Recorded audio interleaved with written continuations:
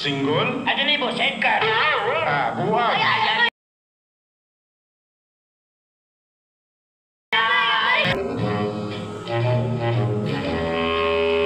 Buwag ka! Nakagibuya mo si Mandir Buktot. Wala ka kabalo nga milyon ng patong sa ulo niya. Amo gani sir, nga agimbuyan ko. Kay bisan biso, wala ko nakita sa iya ulo.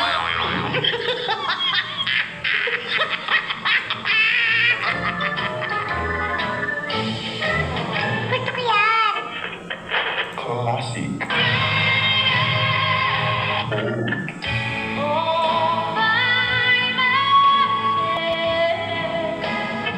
Here's to the ones that we got. Cheers to the wish you were here, but you're not. This is DX7.5 Splash FM. DXII 107.5. DXII 107.5. Oras po natin mga kasiga, 4 na minuto makalipas po ang alas 7 ng umaga. Isang mapagpalang araw po ng Huwebes mga kasingga, 29 po tayo ngayon sa buwan ng Mayo sa taong 2025. Arito na po ang programang Arangkada Balita alas 7.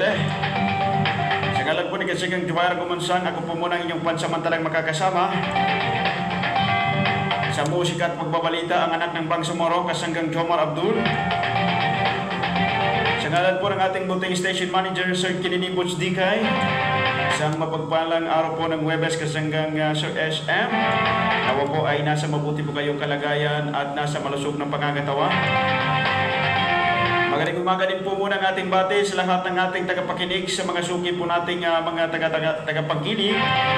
Nahon dito po sa ating himpilan na DXII 107.5 Splash FM. Sa ambong sulok kayo sa South Central Mindanao, isang mapagpalang araw po sa inyong lahat. Inabati rin po natin ang magandang umaga ang ating butihing ama ng bayan ng Parang, Honorable Mayor Kahar P. Ibay. Siya po na po ng kanyang mga sangguniang bayan members at ang ating elected Vice Mayor, Honorable Abdulaziz Kakamahal Tian. Bago po natin dakuin ang ating pong mga pangunahing balita sa ating balitang pambansa, Arangkada Balita ay ating po munang alamin ang magiging lagay ho ng panahon ngayong pong araw ng Huwebes mula ho dyan sa DYST Pag-asa National.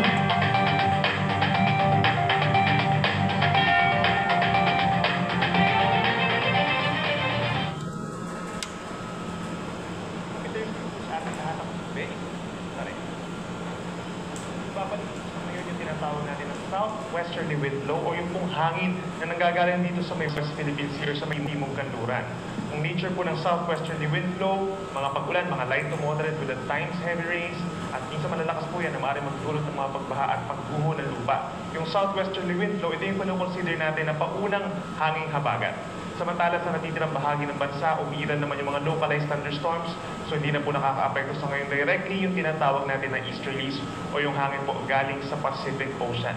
Samantala, base sa ating latest satellite animation, wala pa rin tayong namamataan na bagyo or even low pressure area sa loob ng ating Philippine Area of Responsibility na makaka-apekto sa mga susunod na araw. Kung meron man po, maaaring may low pressure area dun sa may parting West Philippine Sea malayo sa ating kalupaan. Ngayong araw po ng Thursday, asahan ang epekto ng southwest wind flow sa kanlurang parte po ng Luzon, kabilang na dyan ang Batanes, Babuyan Islands, bababa ng Ilocos Region, Zambales, and Bataan, as well as some areas dito sa may Batangas, Cavite, and Occidental Mindoro. Asahan po yung mga light to moderate with at times heavy rains, kaya mag-ingat po sa mga posibleng pagbaha at pagguho ng lupa. Paminsan-minsan po malalakas yung mga pagulan pagsapit ng hapon hanggang sa gabi.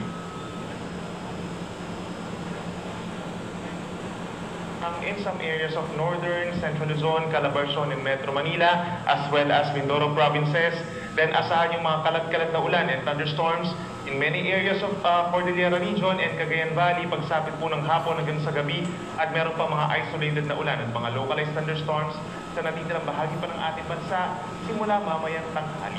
Temperatura natin sa Metro Manila 26 to 33 degrees Celsius, habang sa Baguio City 17 to 20 degrees Celsius.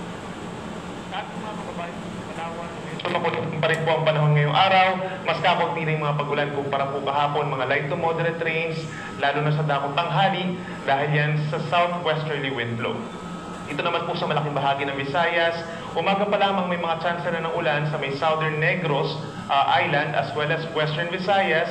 Habang pagsapit ng hapon hanggang gabi, maraming lugar pa sa natitirang bahagi ng Visayas sa magkakaroon ng puno-puno lamang ng mga paulan at mga isolated thunderstorms. Temperatura natin sa Palawan, 26 to 31 degrees Celsius, habang sa may Metro Cebu, 27 to 32 degrees Celsius. At sa ating mga kababayan po sa Mindanao, asahan po yung fair weather conditions. So bahagyang maulap at minsan maulap ang kalangitan. Umaga pa lamang may chance na ng pagulan sa may Bangsamoro Region and Zamboanga Peninsula, habang karamihan pa rin po ng mga pagulan sa malaking bahagi ng Mindanao ay magaganap pagsapit po ng hapon hanggang gabi. Temperatura natin sa may Zamboanga City hanggang 33 degrees, habang mas mainit pa sa may Davao City hanggang 34 degrees Celsius. Hapon po araw ng Miyerkules, nakapagtala tayo ng 45 degrees na highest heat index sa may Iba Zambales and Camiling Tarlac. Sinundan ng 44 degrees sa may Lawag City, Ilocos Norte, habang dito sa may Metro Manila, hindi naman umabot sa delikadong antas yung heat index. 41 degrees sa may southern portion and 39 degrees sa may northern portion of Metro Manila. For today naman po, asahan yung 44 degrees na heat index, maximum po sa may Masbate City at posibleng sundan niya ng 43 degrees in some areas sa may Cagayan, Isabela, Tarlac at Butuan City sa Agusan del Norte. Sa Metro Manila naman po, posibleng maglaro between 37 to 39 degrees ang heat index, so bahagyang bababa po ito, no? Base sa ating heat index map naman, karamihan ng mga lugar na magkakaroon pa ng delikadong heat index ay dito pa rin sa may Bicol Region, Eastern Visayas, Western Visayas sa mga susunod na araw, and some areas pa of Mindanao, knowing na sa mga susunod na araw magkakaroon nga po ng effect ng southwest wind flow. So maraming lugar po dito sa may Luzon na magkakaroon ng maulap na kalangitan at mga pagulan, kaya mababawasan din po yung mararamdamang init na naramdaman natin itong mga nagdaang araw kung saan nga fair weather conditions ang umiral, at karamihan na nga ng mga lugar na inulan dito sa may Visayas and Mindanao magkakaroon ng bagyang pagbuti ng panahon at mas mainit na po ng panahon. Para naman sa kalagayan ng ating karagatan, wala po tayong aasahang gale warning or sea travel suspensions ngayong araw hanggang sa weekend. On the average po, nasa banayad ng katamtaman, nasa 0.5 hanggang 1 meter po yung taas sa mga pag-alo natin for today. Pero kapag meron tayong mga thunderstorms, posible pa rin ito umakyat sa hanggang 1.5 meters. And in the coming days, dahil umiiral na yung ating southwest wind flow or yung paunang habagat, karamihan ng medyo matataas sa mga pag-alon, posible umakyat hanggang 2.5 meters dito sa may West Philippine Sea or sa karagatang sakop ng Pilipinas. At para naman sa ating 4-day weather forecast, bukas po, araw ng Friday, asahan yung maulap na kalangitan at mga pag-ulan dito sa may extreme northern Luzon, sa Batanes and Cagayan provinces dahil dun sa frontal system. Yung nakikita nyo po dito sa may parting Taiwan and Okinawa, yan po yung example ng frontal system. Ito yung banggaan ng mainit at malamig na hangin, at inaasahang bababa po itong frontal system by tomorrow dito sa may extreme northern Luzon. Kahit maraming lugar po ang posibleng magkaroon ng malalakas sa mga pag-ulan at posibleng magtagal yan hanggang sa Sabado ng umaga. Simula naman bukas hanggang sa Monday, that's June 2, mga unang araw po ng Hunyo, aasahan pa rin natin yung epekto ng southwesterly wind flow o yung paunang habagat, yung hangin na nagmumula dito sa may timog kanluran, magdadala po ng pabugso-bugsong light to moderate with at times heavy rains over Ilocos Region, Cordillera Region, at magdito rin po sa may Metro Manila, parte pa po ng Central Luzon, Calabarzon, and Mimaropa. Kaya mag-ingat po sa banta ng baha at pagguho ng lupa. Most likely po magtataas na tayo ng mga heavy rainfall warnings and even weather advisories simula po ngayong araw hanggang sa susunod na araw. At asahan po natin yung pagdedeklara ng southwest monsoon or tag-ulan po early next week po sa mga unang araw po ng Hunyo. Kaya lagi magantabay sa ating mga updates. Ang ating sunrise ay 5:26 a.m. at ang sunset ay 6:21 ng gabi. Yan muna ang latest mula dito sa Weather Forecasting Center ng Pag-asa. Ako muli si Benison Estareja na nagsasabing sa namang panahon, Pag-asa ang magandang solusyon.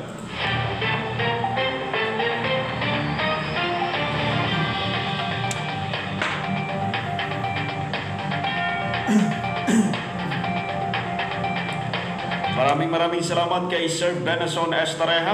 Mula ko naman dyan sa DYST Pag-asa National. Siya po nakapagbigay sa atin ng ulat panahon ngayong pong araw ng Huwebes. Abay bukas po ay araw po ng Biyernes. At pagsambayang po ng aking mga kababayan sa pananampalatayang Islam.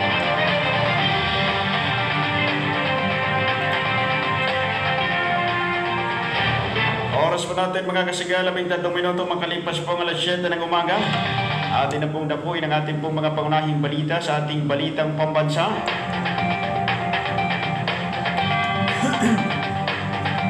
Bukas ang Department of Agriculture o DA na pag-aralan ang posibilidad na mag-angat ang bansa ng bigas mula sa ASEAN para suportahan ang programang Benteng Bigas Meron Na o hanggang sa taong 2028 o itong Baby M Rice. Ito ang kasunod ng pahayag ni Pangulong Ferdinand R. Marcos Jr. na kumpiyansa siyang magtuloy-tuloy ang bentahan ng 20 pesos kada kilo ng bigas hanggang sa pagtatapos ng kanyang termino. Ayon kay DA Spokesperson Assistant Secretary Arnel de Mesa, maaaring pangasiwaan ng Food Technical o Terminal Incorporated o FTI ang nasabing rice importation. Kung magiging posible ito, kasama sa maaaring isulong ang pakikipagtulungan sa mga bansang kasapi ng ASEAN at pati na ang Pakistan at India. Pero ayon kay ASEC de Mesa, maaaring sa 2026 na ito makonsidera dahil sapat pa sa ngayon ang kasalukuyang stock na hawak ng NFA para maipagpatuloy ang bentahan ng murang bigas hanggang matapos ang taong 2025. May kaugnayan na balita mga kasangga, tiniyak ng Department of Agriculture o DA na mananatiling matatag ang supply at presyo ng bigas sa bansa sa kabila ng papalapit na lane months.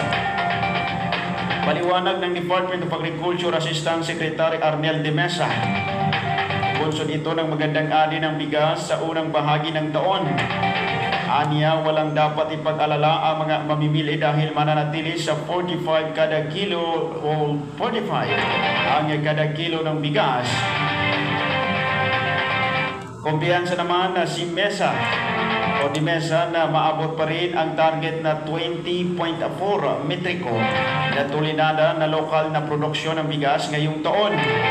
Una nang iniulat ng Philippine Statistics Authority o PSA na tumaas ang produksyon ng bigas sa unang quarter ng taong 2025.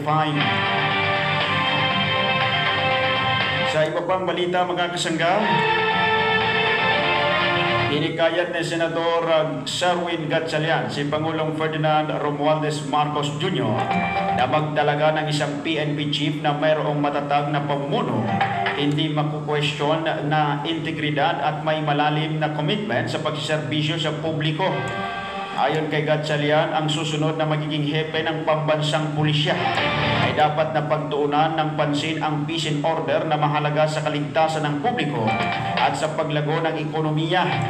Dapat aniya o nitong harapin ang mga kasalukuyang hamon sa lipunan gaya ng human trafficking, kidnapping, pogo operation at iba pang mga krimen.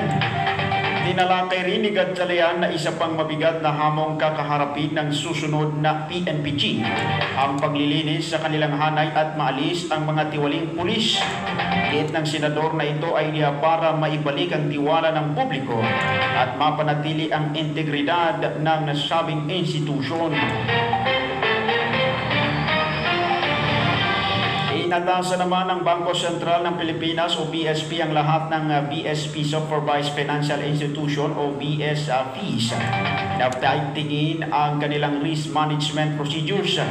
Ayon sa BSP, ito ay sa pamamagitan ng pagsasama ng mga negatibong balita tulad ng scam, fraud at scandal na kinasasangkutan ng mga customers bilang bahagi ng transaction monitoring processes.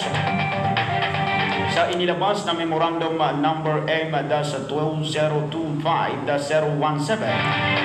na pinaalalahanan ang lahat ng BFEs o BSFEs na magawing mahalagang bahagi ng kanilang operasyon ang Negative Media Report o NMR screening. Ang prosesong ito ay iniuugnay sa kasalukuyang sistema at proseso ng pagmamanman sa mga transaksyon.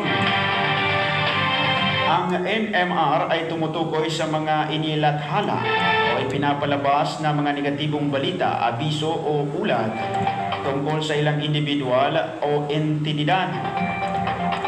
Binigyang diin ng BSP na ang mga ulat na may kaugnayan sa mga posibleng money laundering, terrorist financing o kahalintulan na panganib ay maaring magsilbing hudyan para sa karagdagang pagsusuri o pagprepaso sa mga transaksyon at aktibidad ng customer, lalo na kung nabanggit sa naturang mga ulat ang kanilang mga pangalan. Inatasan din ang mga bangko na iulat ang anumang impormasyon ukol sa anti-money laundering at countering the finance of terrorism o itong tinatawag na EML at CFT trends na maaaring makaapekto sa operasyon at kontrol ng institusyon. Sa iba pa nating balitang pambansa, mga kasangga, tuluyan ng ibinasura ng Commission on Election and Bank ang petisyon laban sa magkakamag-anak na tulpo. Ayon kay COMELEC Chairman George Erwin Garcia, walang sapat na ebidensya at may teknikalidad para ibasura ang petisyon ni Virgilio Garcia, kabilang na ang issues substantive at procedural technicality. Kabilang sa mga respondent ay sina Senador-elect Erwin Tulfo, kandidatong senador na si Ben Tulfo at si Congressman Jocelyn Tulfo at ang anak na si Congressman Rap Tulfo. Sa unang petisyon, iginiit na ang mga nabanggit ay kamag-anak ni incumbent Senador Rapi Tulfo. Ayon sa nagpetisyon, labag sa saligang batas o konstitusyon ang mahalal sa gobyerno ang magkakamag-anak.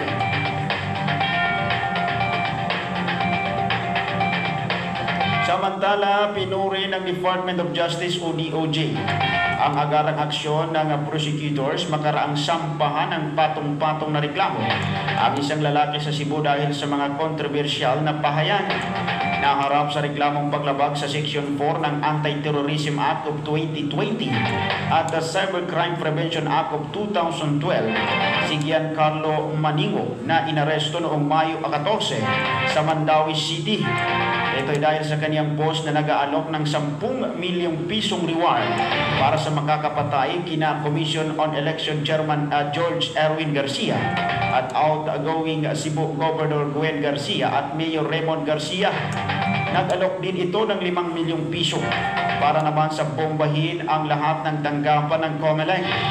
Matapos ang investigasyon, nakitaan ng prosecutors ng prima facie evidence para kasuhan si Maningo sa Mandaue City Regional Trial Court. Wala ring inirekomendang piyansa sa nasabing kaso.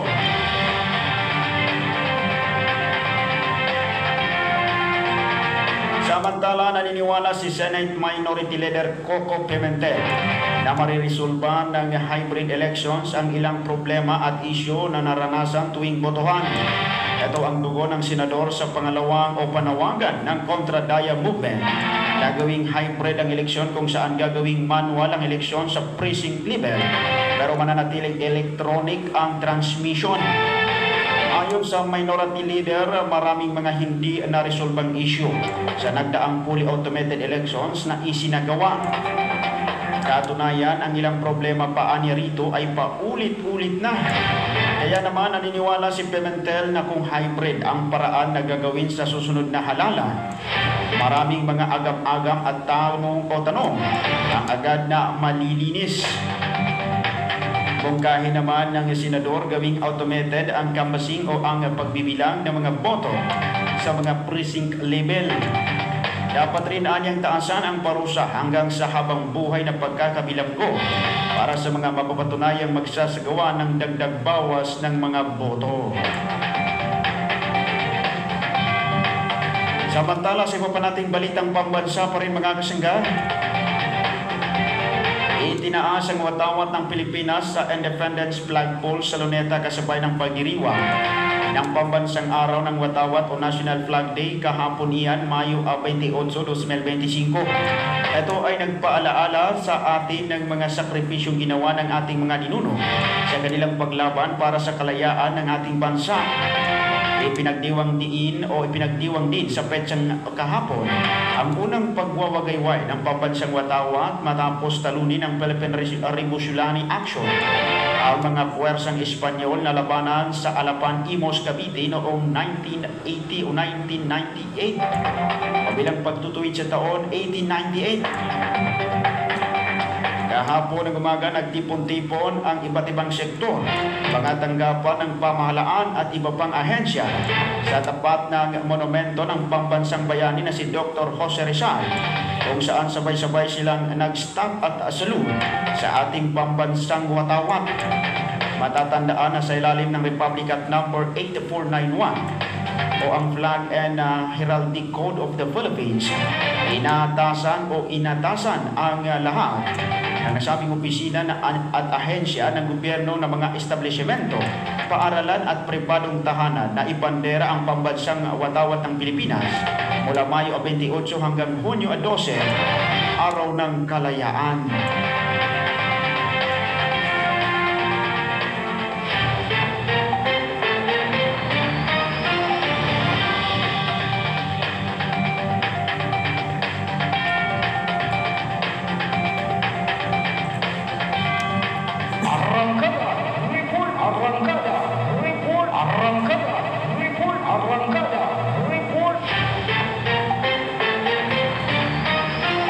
Ating arangkada report mga kasangga, oras po muna natin 25 minuto makalipas po ang alas 7 ng umaga.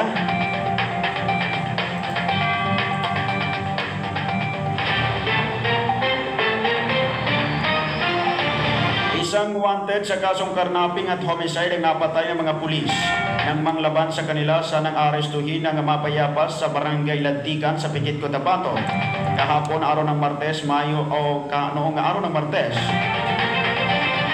Mayo 27, 2025. Inoperma nitong Miyerkules ni Colonel Gerbritus Tuzo na siyang direktor ng Cotabato Provincial Police Office na ang napatay sa insidente na si Darren Haji Ali ay may kasong karnaping at homicide sa Regional Trial Court Branch 22 sa Kabakan, Cotabato.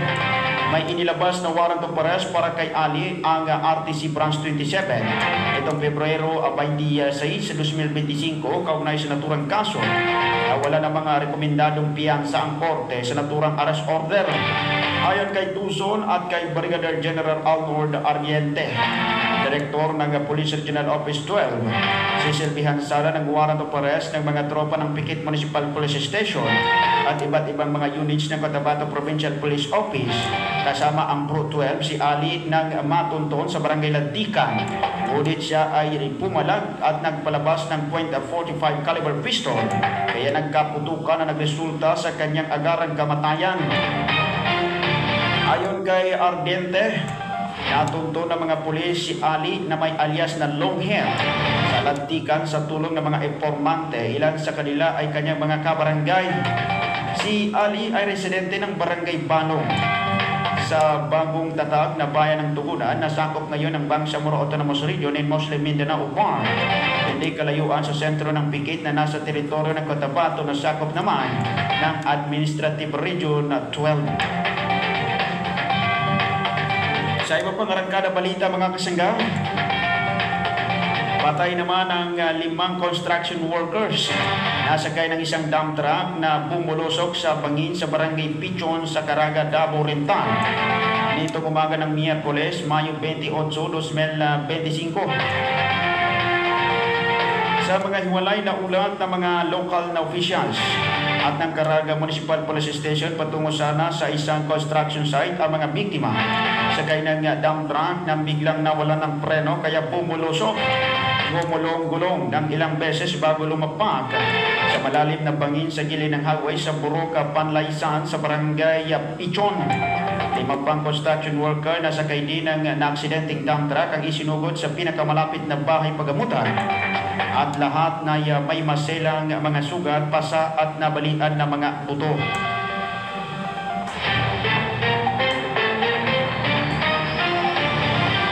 Sa ating arangkada balita pa rin mga kasangga, 6 na mga lalaki Isa sa kanila ay drug den operator ang naaresto matapos makunan ang kabuwang nasa 231,996 pesos na halaga ng shabu sa isang anti-narcotics operation ng mga pulis sa Barangay Limbo, Sultan Kudarat nitong gabi ng Martes, Mayo 27, 2025.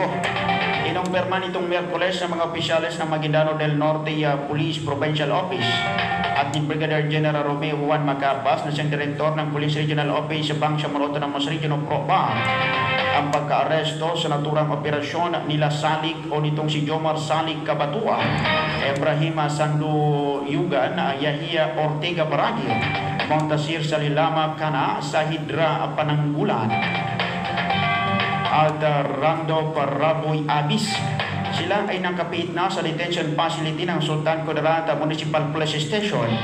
Ayon sa ulat kay ulat ni General Macapas at ni Lieutenant Colonel Esmail Madin na siyang hepe naman ng Sultan Kudarat Municipal Police Station. Target sa nasabing operasyon si Kabatuan na dealer ng shabu at ginagamit ang kanyang tahanan sa Barangay Limbo para sa sapat session ng kanyang mga customer. Sila ng kanyang 5 mga kasamahan ay naaresto matapos magbenta ng kabuwang nasa 1,632 pesos na halaga ng shabu sa mga hindi uniformadong mga kasapi ng Sultan Kudarat Municipal Police Station na pinamumunuan ni Colonel Madin. Karagdagang nasa 230,996 pesos na halaga ng shabu ang nasamsam sa kanila ng grupo nila Madin sa isinagawang search ng kanilang hideout. Ayon kay Police Brigadier General Macapas, malaki ang ambag sa naturang matagumpay na anti-narcotics operation ng iba pang mga units ng Maguindano del Sur PPO at ng PROPAR at ng 61st Mechanized Infantry Company ng 6th Mechanized Infantry Battalion na nakadeploy sa Sultan Kudarat.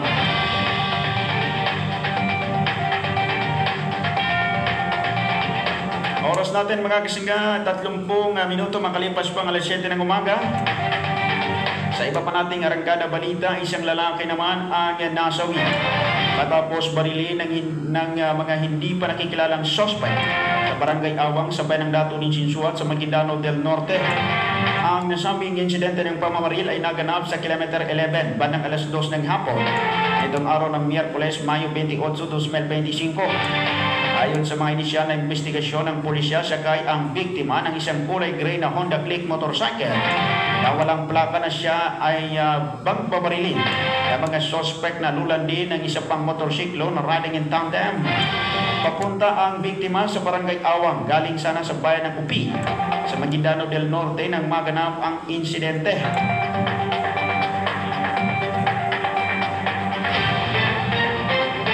Tinamaan ng bala sa ulo ang biktima na nagresulta sa kanyang agarang pagkamatay. Hindi pa matukoy o hindi pa natutukoy ng mga otoridad ang pagkakakilanlan ng biktima at ng mga suspect. Patuloy pa rin inaalam ang motibo sa likod ng krimen. Isinagawa na ng masusing investigasyon ng pulisya upang matukoy ang mga suspect at mapanagot sila sa batas. Samantala, isang malungkot na pangyayari naman ang naganap sa bayan ng Dato Piang sa Maguindano del Sur nang mapatay din si Konsehal Tong Mama Salanao. Ang Hasim na ito ay nasa 56 anyos. Sa pamamaril naman alas 3 ng hapon nitong araw pa rin ng Miyerkules, Mayo 28, 2025. Ang insidente ay naganap sa Barangay Poblasyon sa Dato Piang, Maguindano del Sur. Ayon sa ulat ng pulisya, tinamaan ng bala sa iba't ibang bahagi ng kanyang katawan si Konsehal Hasim. Agad siyang isinugod sa pinakamalapit na bahay paggamutan. Ngunit inideklara siyang dead on arrival ang mga attending physician. Na-recover sa pinangyarihan ng krimen ang 5 basyo ng bala ng kalibre .45 na pistola na siyang pinaniniwala ang ginamit sa pamamaril. Base sa mga saksi, ang suspect ay inilarawan bilang isang lalaking nakasuot ng itim na t-shirt, itim na short pants at nakasunglasses. Kasalukuyang isinasagawa ang masusing investigasyon ng pulisya upang matukoy ang motibo sa likod ng krimen at mahuli ang nasabing mga salarin. Isang manhunt operation naman ang inilunsad upang matunton at maaresto ang mga suspect. Ang mga otoridad ay nananawagan ngayon sa publiko na makipagtulungan sa pagbibigay ng impormasyon na makakatulong sa paglutas ng kaso. Ang pagkamatay ni Konsehal Hasim ay nagdulot ng kalungkutan at pagkabigla ng buong komunidad ng Datupiang.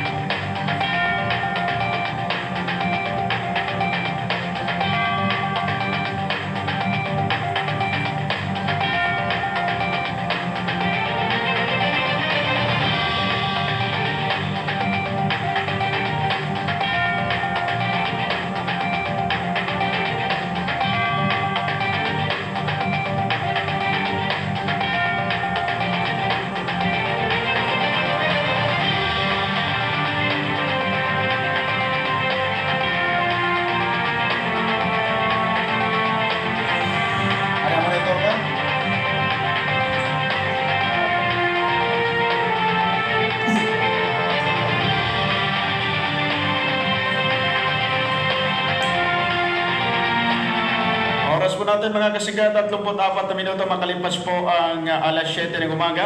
At sa mga oras na to atin na po tagapin ang pagulat po naman ng ating mga kasigat sa pagbabalita. Nasa kabilang linya natin si Kasanggang Joyra Gumunsang sa kanyang pong pagulat. Magandang umaga Kasanggang Joyra.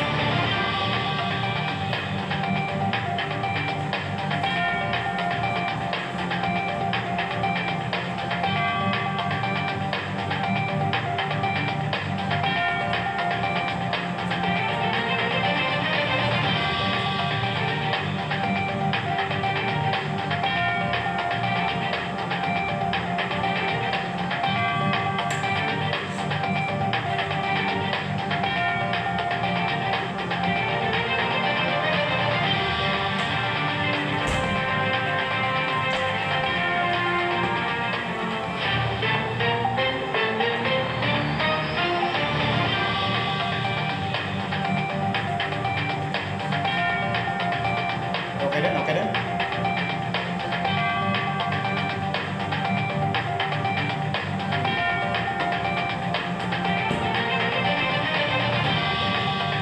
Samantala mga kasangga, habang ayos po natin yung linya ko mga kasangga ng ating pong mga kasangga sa pagbabalita, sa pagpapatuloy po ng ating mga balita mga kasangga, personal na tinungo ni Congresswoman Bailey Paul Mastura ng Maguindanao del Norte, Cotabato City ang Simoy Bridge upang personal na masubaybayan ang isinasagawang pagkukumpuni ng nasabing tulay.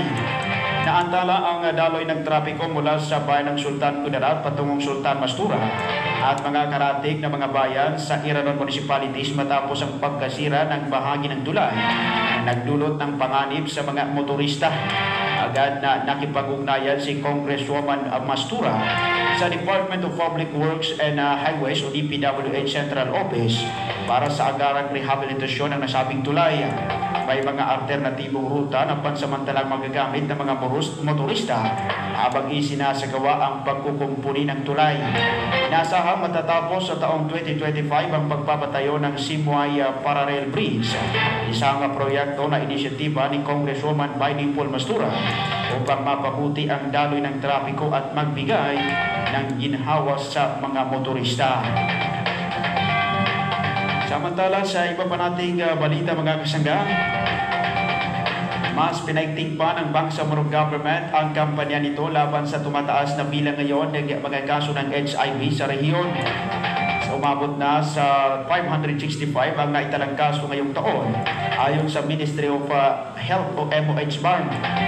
Sa Lanao del Sur ay umabot na sa 176 ang naitalang kaso, habang 83 naman sa Marawi City ayon sa datos ng Integrated Provincial Health Office o IPHO Lanao del Sur. Dahil dito nagsagawa ang MOH ng Lay Forum on HIV/AIDS with Islamic Context at Dua Gathering sa Marawi City upang magbigay ng tamang impormasyon sa publiko. Ihikayatin ang early testing at labanan ng stigma na nakapuloob sa nasabing sakit. Sa forum, tinalakay niya na Dr. Di Sumimba at Nurse Umaylin Abdul Malik ang wastong impormasyon tungkol sa HIV, habang si Ustads Muhammad Makaraya ang nanguna naman sa panalangin para sa mga biktima ng AIDS. Sa isang high-level strategic planning meeting ng MOH, iginiit ni Sheikh Muhammad Pangka ng Bangsamoro Darul Ifta ang pananaw ng Islam bilang sandigan ng pagkalinga at hindi paghusga. Ang HIV ay isang medical na kondisyon, hindi kasalanan. Islam teaches compassion, not judgment. Sa kasalukuyang binubuo ng MOH BARM ang isang komprehensibong HIV strategic plan na magsisilbing gabay sa mga kampanya ng edukasyon at pangangalaga sa kalusugan. Sinusulong din ng Ministry of Health ang integrasyon ng religious guidance sa mga kampanya sa kalusugan upang maging mas epektibo at culturally sensitive ang mga mensahe sa mga mamamayan ng Bangsamoro.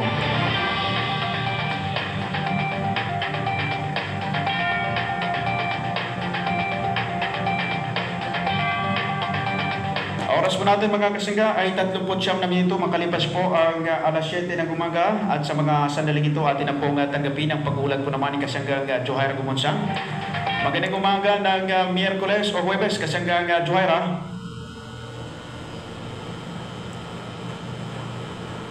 Yes, kasanggang Johaira.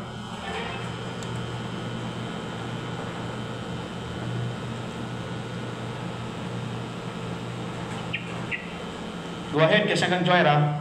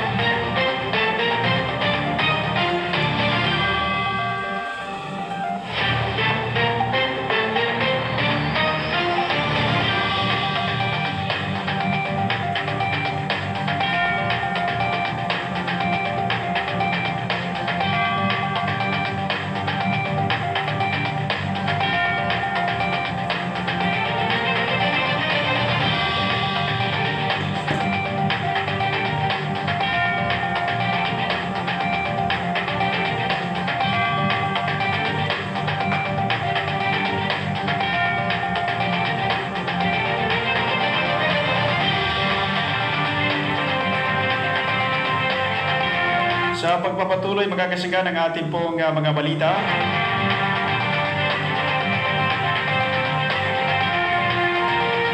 patay ang isang lalaki matapos pagbabarilin kahapon pa rin, Mayo 28, 2025 sa Barangay Zapacan, sa palengke ng Zapacan sa Radya Boyan, Maguindanao del Sur. Inilala ang biktima na si Dato Hares Mantis sa 57 anyos, isang market tax collector, habang isang market vendor mula naman sa kalapit na bayan sa Tacloban City, Sultan Kudarat, ang nasugatan din sa nasabing pamamaril. Ayon sa lokal na mga otoridad, naganap ang pamamaril sa mismong palengke na nagdulot ng takot at kaguluhan sa mga nagtitinda at mamimili. Kasalukuyang iniimbestigahan ng mga pulis ang insidente upang matukoy ang mga salarin at motibo sa likod ng pamamaril. Ang nasugatang market vendor ay agad na dinala sa ospital para sa agarang paggamot, mga kasangga.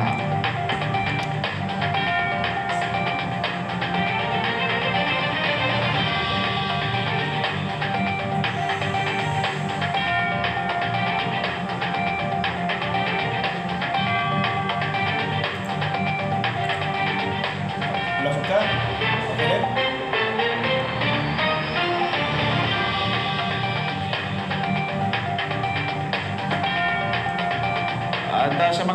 mga kasangga ay okay na yung linya ni Kasanggang Johaira Gumonsa. Yes, magandang umaga Kasanggang Johaira.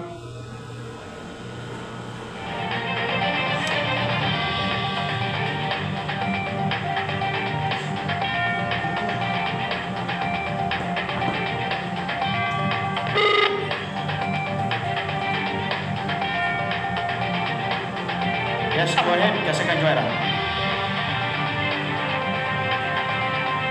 Kasanggang Johaira, go ahead. Magandang umaga Kasanggang Johaira at kung sana po at nagsasalita tayo ng mahinang signal hanggang sa ating daya. Yes, Kasanggang Johaira, magandang umaga po sa iyo at sa lahat po ng ating mga tagapakinig sa nag-iisang radyo ng ating bayan, ang DSWR 107.5/FM. Regarding lang sa ating arangkada balita Kasanggang Jomar ay atin lamang pong bibigyan boses ang ating mga netizens na nagre-reklamo patungkol sa paghihingi umano ng mga GMP riders ng additional payment o bayad sa mga client. May mga ulat din Kasanggang Jomar patungkol sa mga pagkakataon na nawawala o nasira ang package habang ito ay nasa pangangalaga ng nasabing kumpanya. Ayon sa Facebook post ng isang nagre-reklamo, sinasabi nito na nagpapakita pa umano ng hindi magandang asal ang ilang delivery riders. May mga insidente rin Kasanggang Jomar na hindi umano pagsagot ng kanilang mga tawag. At ang mga madalas na karamihang reklamo na nakakarami ay ang pagsingil umano ng 10 pesos higit pa sa binayarang buo sa kanilang order. Tanong nila kung saan nga ba ito napupunta Kasanggang Jomar itong nasabing 10 pesos na dagdag bayad. Sana ay ayon sa kanila, mabigyan linaw ang munting problema nito ng mga nagrereklamo. Ito ay sa pamamagitan ng ating himpilan. Sana ay nakuha natin Kasanggang Jomar yung panig po ng nasabing kumpanya. At yan ang ating mulat Kasanggang Jomar sa umagang ito. Ako si Johaira Gumonsa, kasanggan nila sa musika at pagbabalita. Balik sa iyo Kasanggang Jomar. Maraming salamat Kasanggang Johaira sa ulat ho na yan. At yun po, malinaw na malinaw mga kasangga.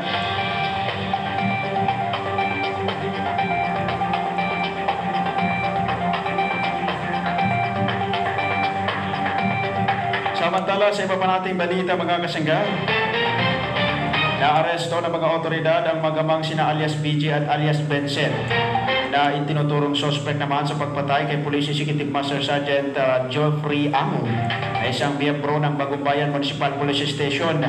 Ayon sa ulat ng Sultan Kudarat Police Provincial Office, naaresto ang mga suspect sa isang hot pursuit operation ay sinagawa ng isulan PNP at iba pang unit ng Sultan Kudarat Police Provincial Office. Nadakip ang mga ito sakay ng isang kulay asul na Ford Raptor sa Barangay Sulit, Pulong South, Cotabato, bandang 1:00 ng hapon kamakalawa. Personal na alitan ang inimbestigahan bilang motibo sa nasabing pamamaril. Kasalukuyan nakakulong ang mga suspect at naharap na ngayon sa kaukulang mga kaso. Oras po natin mga kasingga, 46 na minuto makalipas po ang alas 7 po ng umaga. Sa mga oras na ito atin na pong papasukin sa linya po ng ating komunikasyon. Nakaantabay na po si Kasanggang Sir Jojo Gonzales Paningo. Magandang umaga po ng Huwebes, Kasanggang Sir Jojo. Big Dango, Kasanggang Jomar. And of course, pinapasalamatan natin. At maganda yun. At paano nakapag-report din yung ating Kasanggang Jomar ng Kukunsyang. Ang in-expect natin ay yung report niya tungkol dyan sa yung pagbaril ng tungboy o yung lesbian. Yan po naman sa lugar ng Kapatagan.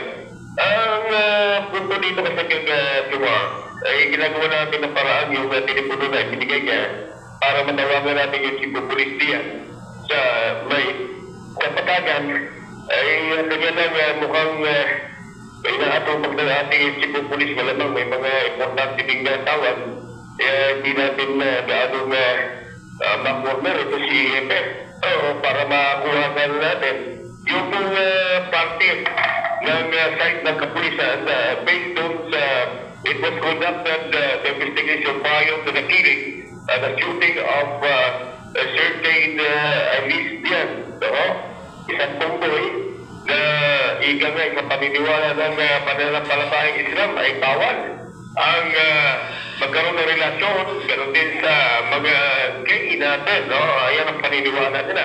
Even in Singapore, nakapag-research tayo na talagang pinagbabawal yan doon sa relasyon nila.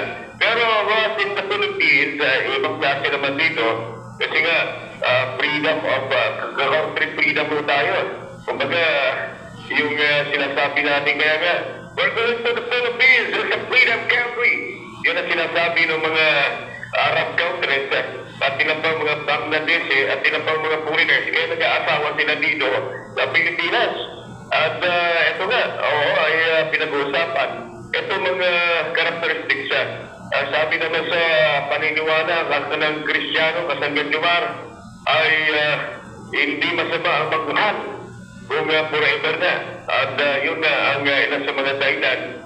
Kung mga kailan nga, kung maalala ninyo sa report natin na nung buwan na marahil ng Enero ay bago magdagbukas yung PCC diyan, may isang lesbian din, isang buhay din ang karelasyon ng isang ginang na kung saan ang kanilang negosyo Kasanggan Jumar ay yung 5-6. Siyempre, natural na talagang bawal yan sa batas. Ngunit ay kapit patalim yung ating pong mga kapatid na magnegosyo dito para ikay malakas at tubo ng kanilang mga kapital na pera. At dito sa site, hindi natin ito sinasabi natin kinukundi na natin yung pagpatay sa lesbian na ito, yung kapatid natin. Ganyan na, ito ay kaso pa rin ang matter sapagkat mukhang pinanaluhan mo na ito Kasanggan Jumar at ayon sa based on the investigation conducted at nakapagtanong-tanong tayo, itong lesbian na ito, hindi mo na natin pangalanan, ay taga Bulgon, dyan sa Idcor, na kung saan isang empleyado siya, yaan po naman sa munisipyo ng Kapatagan. At yan ay under po naman ng ating NGO na si Mr. and Mrs. yung Mayura at yung Vice Mayor naman ay si Vice Mayor Benito, mag-asawa po yan.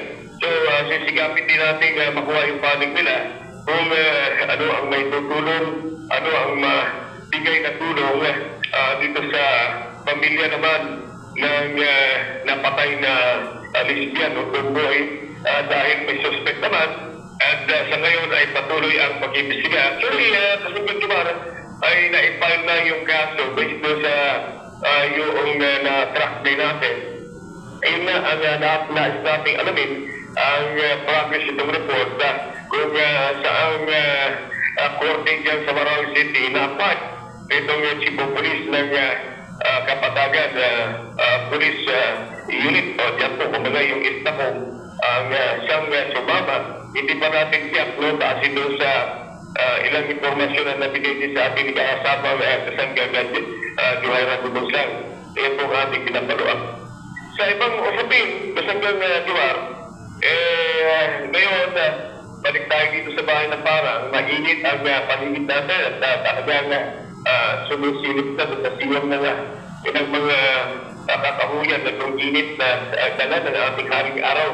Opo, at sana po ituloy-tuloy ang maghapon para naman yung po ating mga farmers na makapagpinag na mais at palay sa kanilang mga lugar. Kahapon din Kasanggan Jumar ay napansin natin na sa pag-iikot natin dyan sa bayan na ating place at Parang, lalo na dito sa pamunuan, kumbaga yung isang regional global company dito lamang sa likod ng ating pina na registration natin sa Bulay.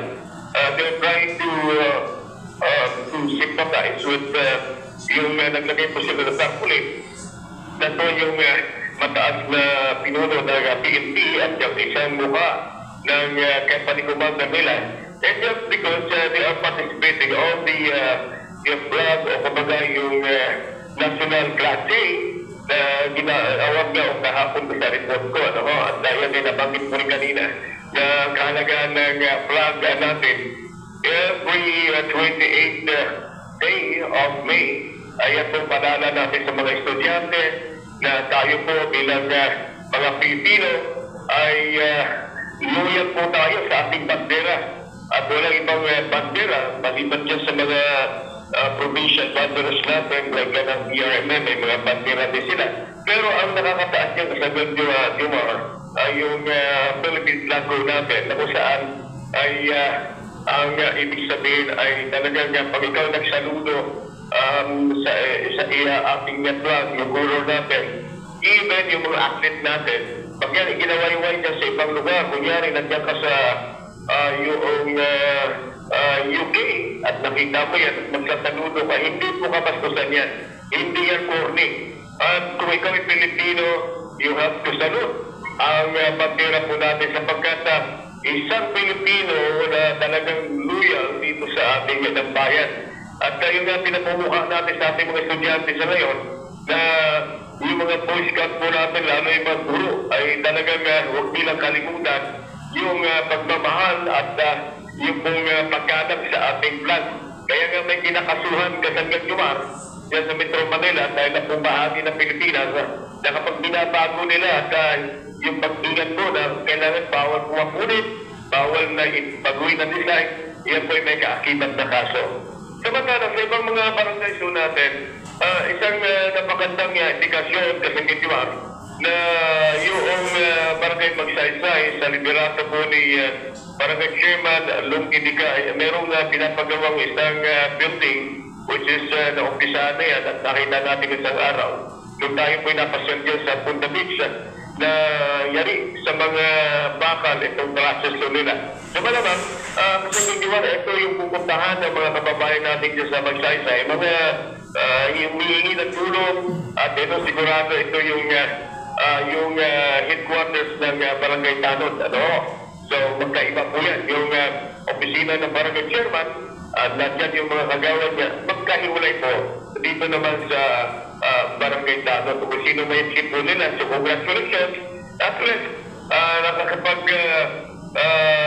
bigay sila ng mga report bago kumanda may mangyari yan, yung mga feedback at ganoon din yung mga tanong nila ay nag-ronda dyan para maiwasan na yung katulad na nangyari sa Kasanggan Jomar dyan na merong mag-girlfriend o magkasintahan na nag-check-in po dyan sa isang yung lodging house at may tumusyo na, meron na nangyari itong mga nandiyan na nagliwaliw dyan sa singalungan nila dyan sa may beach na ito ay meron ng komosyon. Kaya lang, walang nakapagbigay na informasyon kaagad sa mga feedback natin dyan sa Tanod. Kaya naka-iska po itong killer na which is may asawa din yung killer na yan. Sa ngayon ay may warrant of arrest na ito. At itong napatay na babae ay taga-Alamada. At parang namamasyalan dito sa parang dito lang sila nagtitig. Kaya na ang ating bayan Kasanggan Jomar ay dapat makialam po tayo, lalo na dyan sa Punta Beach, dyan sa Magsaysay. Kapag may mga ganyan, may-ari kayo ng mga lodging house, may-ari kayo ng mga cottages dyan, dapat naka-alerto ang inyong mga security o kaya yung mga lifeguard po ninyo ay hindi naman maritis yan o maricol na kapag mag ganyan ay bago pa man lumana, ay malay mo nag-rampol na persanda, nagkakalabugan na, wala pa rin nagre-report. Kaya malawak na kumbaga malaya yung dealer na nakaisika po na dapat din nahuli. So yun po ang dapat sa ilang mga barangay natin, hindi lang dyan sa Magsaysay, kung may mga sunod na pagkakataon na Kasanggan Jomar, yan naman ay nagpapasalamat yung ating buntihing Mayor RP Ibay, lalo na yung ating Vice Mayor-elect si Abdul Aziz Mahala Ali, na tumulong yung ating pong mga boost multiplier. At hindi lang kung tapos na ito, siyempre magmamanman tayo dahil nandiyan lang naman sila sa paligid. Para hindi naman madrag yung bayan natin sa mga issue na magiging headline sa balita. Dahil dito sa bayan ng Parang ay may mga hindi answer ng mga krimen. So sa paliwanag naman ni Major Blaine Lumasi sa nangyari yan, ay naka-alerto naman yung ating kapulisan. Kaya nga sinasabi nga nila ay yung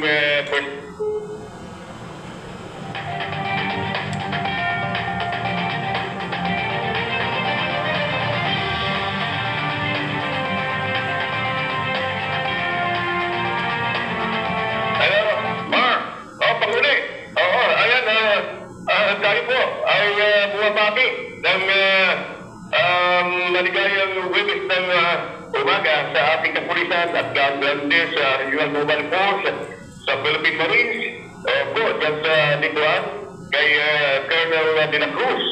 At ilan pong mga opisyal po natin, magandang umaga din at sa tingin ko nakikinig ngayon si Lieutenant Colonel J.P. Pintora, yung ating PIO, dyan po sa Rubang.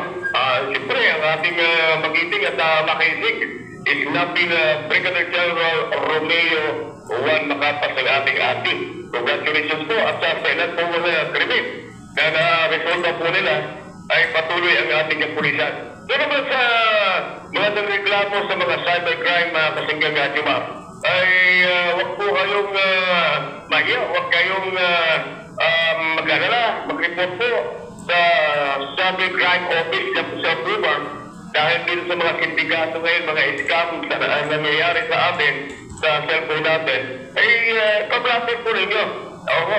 At ilan sa mga kasabati natin, ay lagi na itubo na mga ito at talagang nakakainis.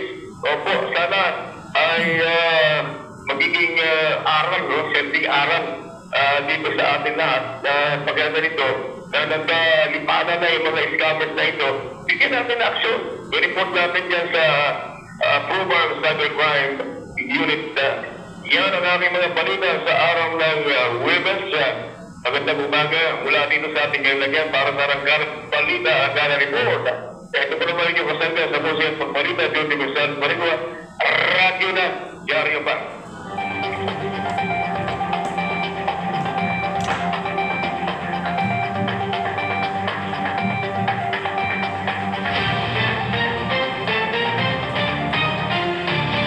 Maraming salamat kasanggang si Jojo sa ulat po na yan. At may kaugnayan po sa iba't iba pong issue ng ating pong bayan ng Parang at yung iba pa pong mga accomplishment ng ating pong mga otoridad.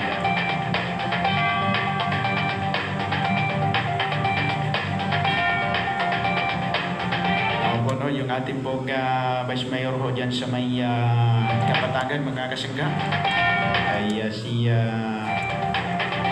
Vice Mayor Manglangit. Magandang umaga po sa ating mga kababayan po dyan sa may Kapatagan area. O, yung mag-asawa, yung ating pong Mayora din dyan ho, si Mayora Raida Maglangit.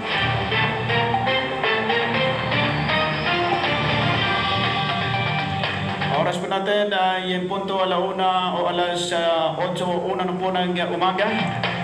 At aabangan po ninyo mga kasanggang ating pong susunod na programa. Ang programa po ni kasanggang Sir Jojo Gonzales Panigua, ang talakayan diskusyon sa bayan ng Parang. Yan, bago po tayo mamaalam sa programa pong ito, ay atin lang pong binabati yung ating mga kababayan pong nakikinig dyan po sa may Barangay Poblacion 2. Dyan po sa may Papuma Street at dyan po sa may Miramar. At sa buong 25 mga barangay so natin dito sa bayan ng Parang, magandang umaga po sa lahat po ng mga barangay chairman. Ngayon po ay maghihigpit po yung ating traffic management unit. Magandang umaga sa lahat ng ating mga kaibigan ho dyan ho sa may TMU, yung ating traffic management unit. Yan lamang po mga kasanggang ating mga nagkalap na mga balita mula ko dito sa Buluwagang Pambalitaan ng DXII 107.5 Splash FM. Sa ngalan po ni kasanggang Juhair Gumunsang, ako po ang inyong pansamantalang nakasama, ang anak ng Bangsamoro, kasanggan nyo sa musika at pagbabalita, kasanggang Jomar Abdul. Wabillahi taufiq wal hidayah. Wassalamualaikum warahmatullahi ta'ala wabarakatuh.